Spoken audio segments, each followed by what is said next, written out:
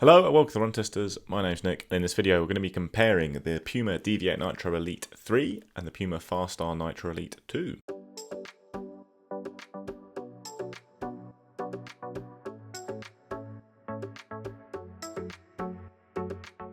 The Fast-R 2 and the Nitro Elite 3 are Puma's two top carbon plate running shoes that were both released this year. They stand more or less equally at the top of Puma's range, with their athletes picking between them based on which they find the more efficient and fast shoe.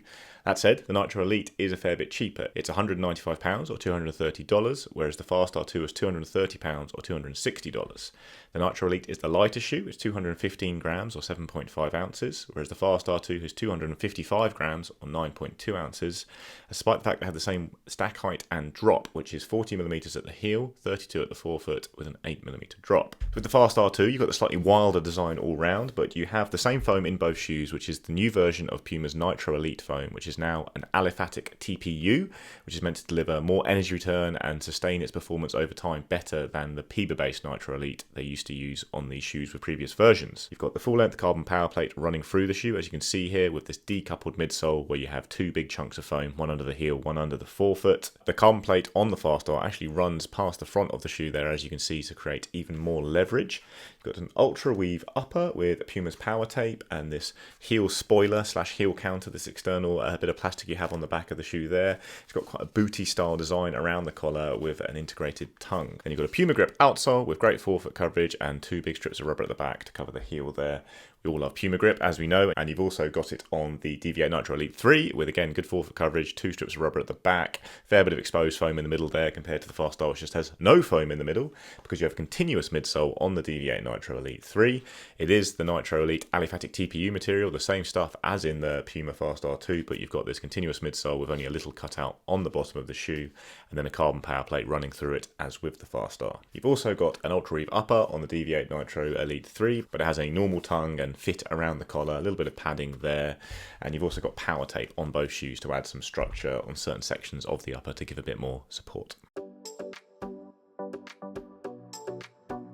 So when it comes to fit, I'd say these are both shoes that are probably at the longer end of my size. So I tend to be in between sizes, and with Puma, I usually get a UK 9, which is a US 10. That's fine across the entire training range. Fit is pretty much perfect. But with the latest generation of the racing shoes, I have had quite a bit of room in the front of the shoe there, especially with the Deviate Nitro Elite 3. It was something I noticed. So I'd say if you're on the fence between two sizes and you like a tight fit around the toes or a tightish fit around the toes for your racing shoes, then I'd maybe look at going half a size down. I was fine in the half size up, but if I was picking again, I'd definitely go half a size down in the Deviate Nitro Elite 3 for one. I had no other problems with the fit of the Deviate Nitro Elite 3 though. It's got a good hold and no rubbing around the heel. With the Fast-R 2, I haven't had any kind of breaking the skin rubbing from this slightly weird design at the heel here, but it did irritate my Achilles a little bit. This heel counter almost digs in slightly, I found, and I didn't really love the fit around the heel. I kind of wish Puma would get rid of this plastic spoiler thing they have on some of its shoes. It doesn't seem to work for me, but despite those relatively minor issues, I did find the fit was pretty good in both of these shoes. Like I say, the sizing might depend a little bit on your preferences. Sticking to your normal running shoe size will certainly work for these shoes, but if you're on the fence between sizes and like a slightly more dialed in fit, you could look at half size down. So I've done around 60k of running in both of these shoes, done several hard workouts in both of them and raced in both of them, and I do think they're both really good shoes. I think Puma's made a clear step up this year on what we've seen before, and now has two really competitive carbon racing shoes that almost fulfill different styles or suit different ride feel preferences. We've got this lighter, nimbler Deviate Nitro Elite 3 and then the slightly bouncier, kind of bigger Fast-R 2. There is a similar feeling between the shoes despite the very different designs because of the same foam being in the midsoles of both, and I really like this new aliphatic TPU from Puma.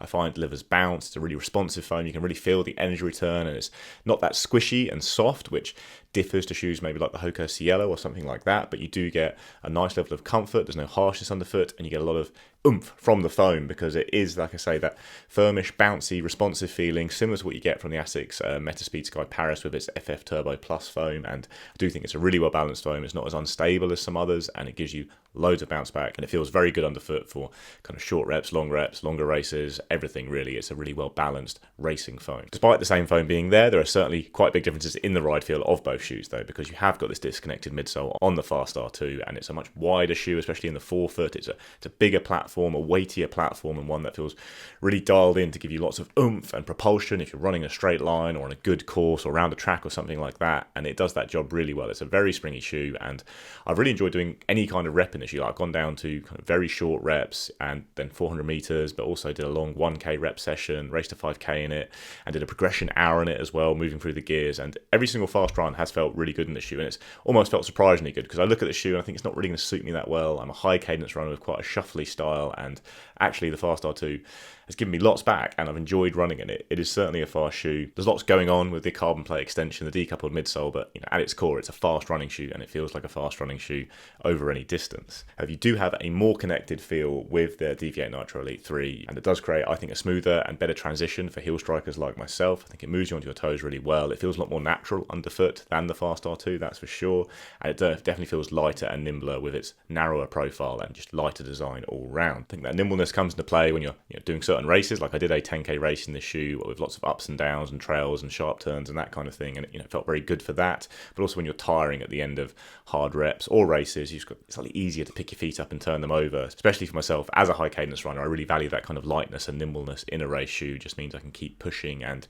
it's a shoe that I think that it's very easy to engage and get a lot out of, because you don't have to be running really well and landing really well and feeling really good and putting a lot of power into every stride. You can just kind of be hanging on by a thread, and the shoe will kind of help keep you going when you're still trying to run fast at the end of a rep or race. Whereas I think I lose a little bit from the Fast-R 2 towards the end of those, and it's probably a little bit down to running style, but also due to the size, width of the shoe. I think if you are dialed in and pushing well, you do get a lot of bounce back from the shoe, but it's not quite as easy to, for me anyway, to engage the kind of bounciness and repulsion from it as it is with the Deviate Nitro Elite 3. And that could be a running style thing. I'm sure they've got elites who prefer this shoe at Puma because of the kind of bigger design, the bouncier, massive, wide forefoot you have on the shoe, which is maybe if you land there, you get a lot back from the shoe of just this almost stabilizing the back of it, this big chunk of foam at the back.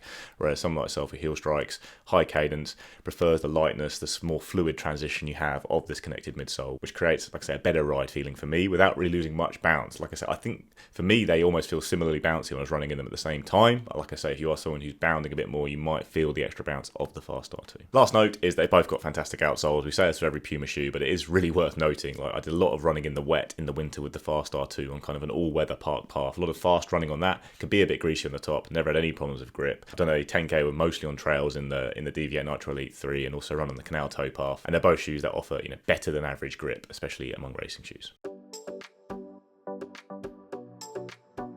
So when it comes to the verdict, for me, it's a pretty easy call. I prefer the feel of the Deviate Nitro Elite 3. I find it a faster shoe that suits my running style a bit better. I find it almost equally propulsive to the Fast-R 2. It's also cheaper, and I think it looks a bit better as well, especially in that really nice new blue colorway that Puma's releasing. So yeah, for me, it is an easy pick. It's the Deviate Nitro Elite 3. Now, whether that holds true across all runners, like looking at a case for the Fast-R 2, it really might come down to running style a bit, but you've got a fair bit of extra weight to make up for. So if you are a bounding runner and you do get extra bounce and propulsion from this, I think you've got to really feel that to make it worth opting for this shoe over the Deviate Nitro Elite 3, which is cheaper, lighter, all kind of objective things that tilt the argument in its favour. I also think even if you really do love the feel of the Fast-R 2, it's a question of also thinking about how you're going to feel at the end of races, that kind of thing. Like, is it going to carry you through to the line feeling really, really good, or is it the kind of shoe that feels fantastic at the start, but actually in the second half of a hard race, maybe the lightness, the nimbleness, the easier turnover of the Deviate Nitro Elite 3 might be preferred.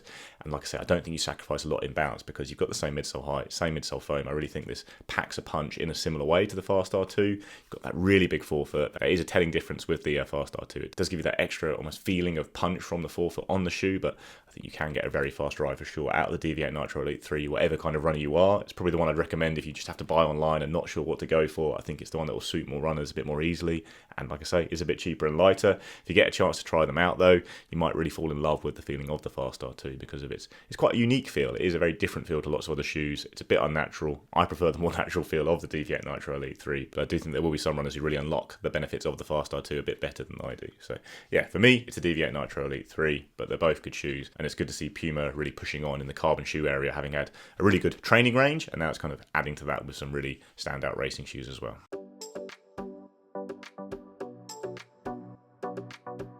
Well, that's our comparison of Puma's racing shoes. Let us know what you think in the comments below. Have you made a choice between either of these shoes, or would you still be sticking with other brands for your racing shoe? Please do like, subscribe, ring the little bell, and we'll see you next time.